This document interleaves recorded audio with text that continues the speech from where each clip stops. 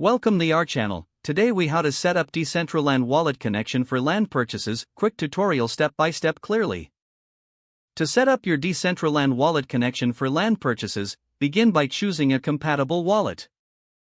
MetaMask is one of the most popular options for this purpose. First, head to the MetaMask website and download the extension for your browser.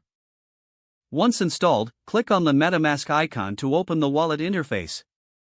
Next, create a new wallet if you don't have one already. Follow the prompts to set up a secure password. Make sure to back up your recovery phrase in a safe place. This phrase is essential for recovering your wallet should you lose access. After creating your wallet, ensure it is funded with either Ethereum or Mana tokens. You can purchase these cryptocurrencies from exchanges like Coinbase or Binance. Next, head over to the Decentraland website. Click on the Enter World button located on the home page. You will be prompted to connect your wallet. Select the MetaMask option from the list of available wallets. A MetaMask pop-up will appear asking for your permission to connect to Decentraland. Review the details and click on Connect. Once connected, your wallet address will display on the Decentraland interface.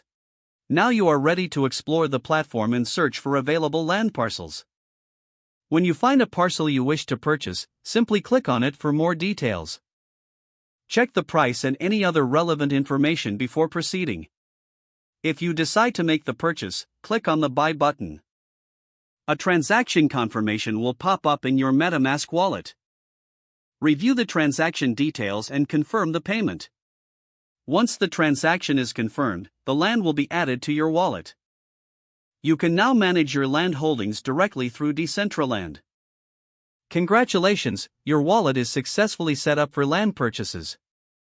Enjoy your experience in Decentraland.